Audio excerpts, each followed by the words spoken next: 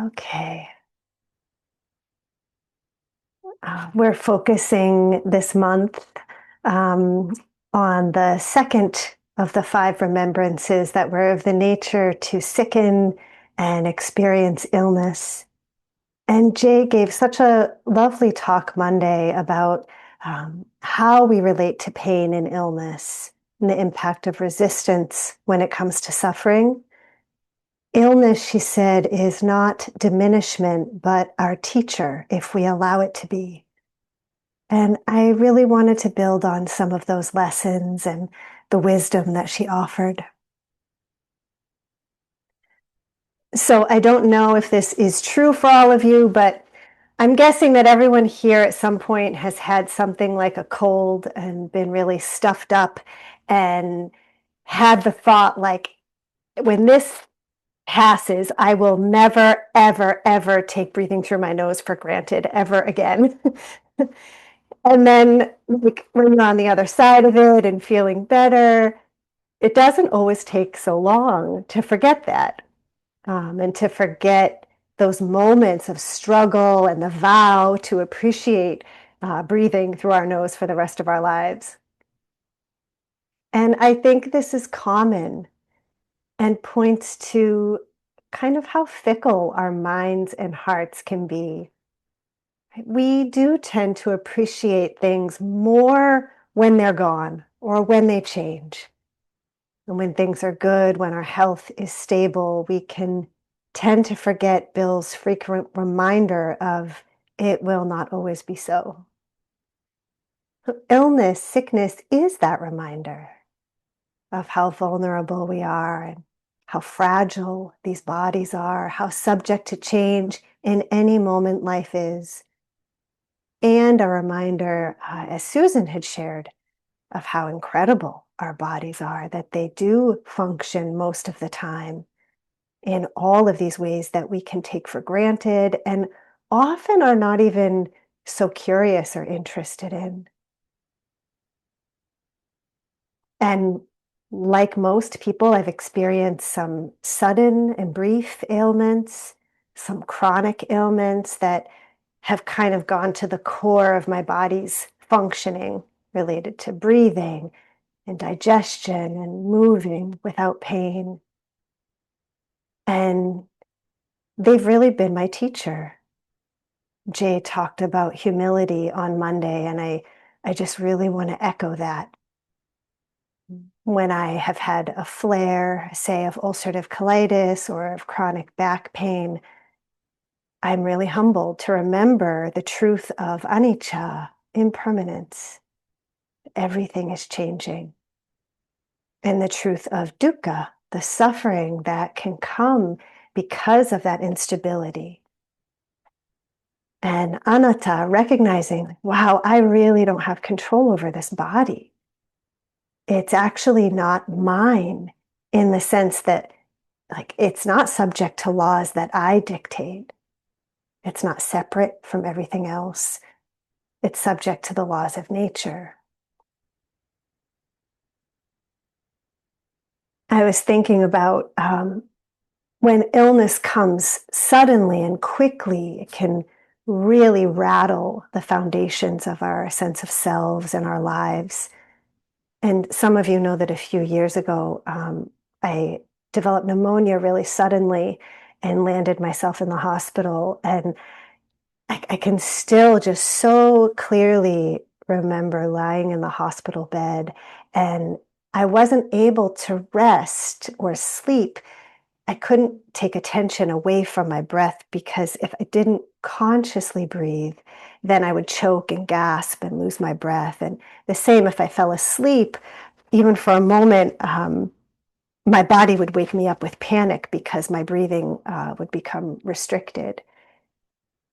And I remember being in such shock.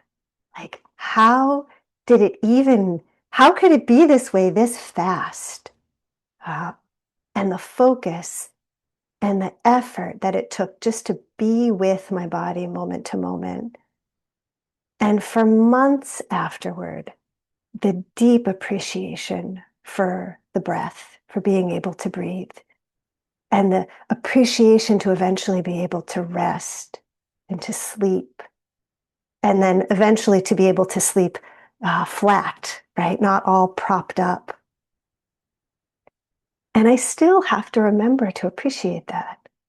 It may not always be so. It certainly will not always be so. And a slightly more funny example that came to mind that wasn't at all funny at the time, but um, I thought about when I first started developing ulcerative colitis and I didn't know what it was. And I was vegan at the time, so I ate a lot of vegetables and soy. And I was like, yeah, I'm just really, really not doing well. And I made some steamed broccoli kind of as a way to take care of myself. And the next day I was just so sick. And again, I remember like, how could broccoli make me sick? This sort of really, truly this sense of like, it's my friend. Broccoli is my favorite vegetable. There's this like little grief, right? It's little grief. And I think there is often in illness, there are losses, there's grief. As Jay mentioned, there can be that loss of identity of how we see ourselves. Right? I couldn't be vegan anymore. I couldn't eat broccoli for many years. And I thought I would share like a little happy, right? Not only can I eat broccoli now, but in the last few months, I became able to eat chickpeas for the first time in 8 years. And it's just like, joy, mudita, and grateful for every bite, knowing again, right? It's not always going to be so. But this is the beauty, I think, of how illness really is our teacher and how we take these bodies to be so solid. And just inviting you all to think about a time, it'll probably come to mind quickly because it's so unpleasant, right? When you've been really sick for an hour even, right? An hour of intense pain or vomiting or diarrhea or a high fever or a day or days or a week or month or more of being ill. It can really feel like the ground falls out from under us. And the meditation teacher, Kitty Sorrow, he uses this metaphor of how we can lean on a car almost the same way we lean on conditions in our lives that are actually subject to change.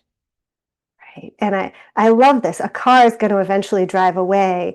And, when it does, we might fall down and be sort of surprised. And it brings that visceral feeling of like I was leaning on you. How could you move? And that anger and shock we can sometimes feel toward our bodies when they fall ill. Like, how could you do this to me? And it's really like we're saying that to the weather, right? Like, how dare you rain? The Buddha taught again and again, and even in his last moments of life was said to teach again that everything changes, that everything that arises passes. Anything can happen at any time. And the invitation to be careful and mindful, heedful, if we're going to be living in accordance with that. I have an old friend who can sometimes struggle to be kind, unfortunately. And when I let her know that I was diagnosed with ulcerative colitis, she said, like, why do you have that? Like, you meditate, you go to yoga. Why are you so stressed? Why would you be sick with that? And I was so furious. And, in retrospect, of course, I was upset because that was not a very kind thing to say. But also, I actually believed that I could control it and I should be able to. And that if I just ate right and meditated and exercised, if I just kind of got it right, maybe I wouldn't have this disease. And really, really having to learn again and again how untrue that is. That yes, we want to take care of our bodies, but just like the Brahma Viharas teach us to care for, to befriend, to appreciate all that we can, but unconditionally, without expectation and an attachment to the outcome of that caring, compassion, appreciation, or acceptance. That we don't care and tend to these bodies so that it does what we want. And we can hopefully remember also to invite some interest and appreciation for how illness is often a sign of our body trying really hard to protect us. My illness is also an autoimmune disorder, so it's like my body is actually going nuts trying to protect me, unfortunately, really attacking itself in the process. But the aches and pains of a cold or flu are signs of our body's defenses working really hard to make us healthy again, trying to get the virus or bacteria out. And so I say that just because we can orient to wonder and even gratitude, not just when we're healthy, not just when things are working well, but even when our bodies are alight with the fire of illness. Toni Bernhard is a Buddhist practitioner who has lived with chronic illness since 2001. And she wrote a wonderful book called How to Be Sick from a Buddhist perspective. And it's wonderful. There's just one thing I wanted to share. She said this very simple thing that she said to herself in the early days of her illness. She said, "You know this is the way it is. You were born and so are subject to change, disease, and ultimately death. It happens differently for each person. This is one of the ways it's happening to you." And there's such compassion in those last lines, right? It happens differently for each person. This is one of the ways it's happening to you. I think we can really hold that and practice remembering that when illness arises. We don't have to like it, but it is part of having a body and remembering, because we are fickle beings, that we often learn these truths really through the challenging experiences like illness, when we lose our ability or our comfort or our sense of control or our sense of self. And so we can embrace those lessons as best as we can, and trusting that we can be with how they show up for each of us. So thank you so much for listening.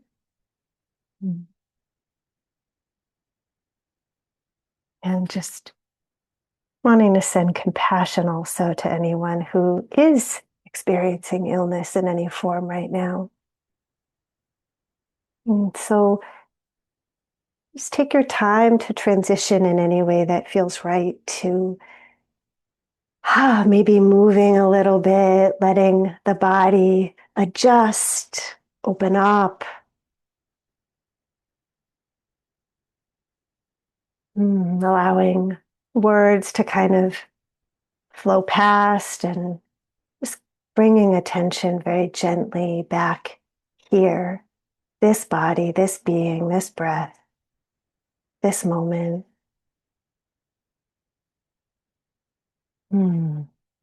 It can always help to stretch, to allow the arms to reach, the torso to reach up. If you want to stand or move around, feel free. Allowing the breath to support that opening and settling process. Maybe taking some deeper than usual breaths.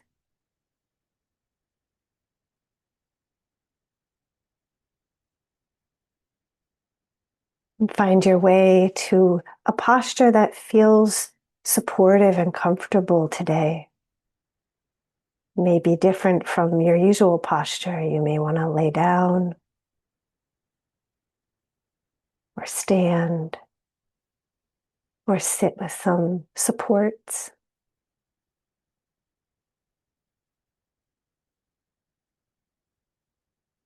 Mm. And gradually inviting the mind and the body to settle even just a little bit.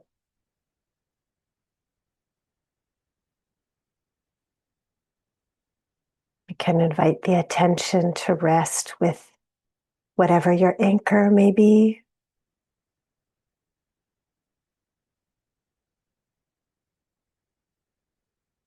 Movement of the breath or sounds, sensations at the hand, or a phrase.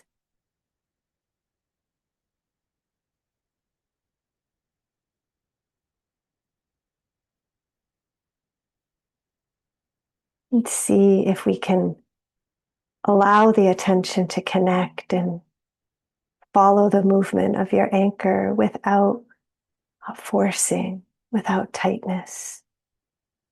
Light touch.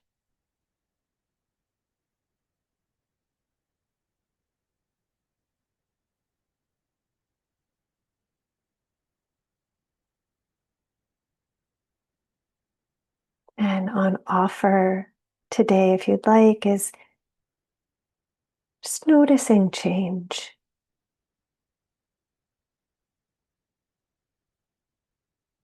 Maybe just staying with the breath, movement of in breath, out breath,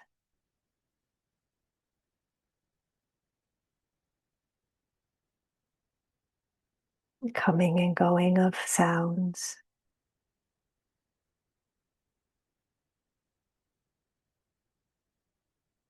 And perhaps in moments also noticing changes in the mind and the quality of the attention,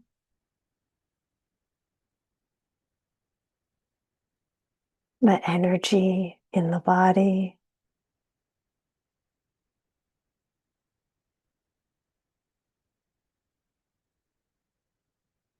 the stories coming and going.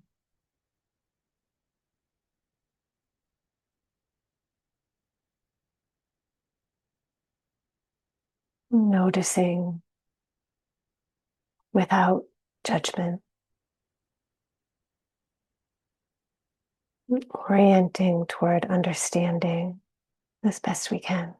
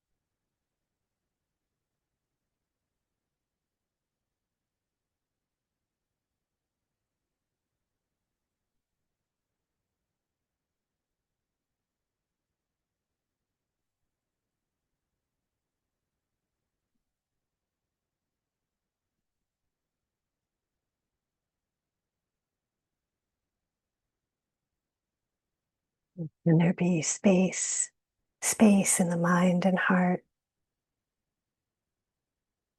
for a life to move and change and unfold just as it will,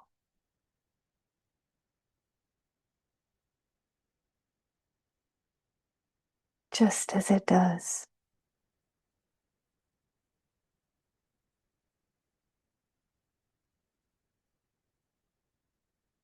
No need to interfere or control.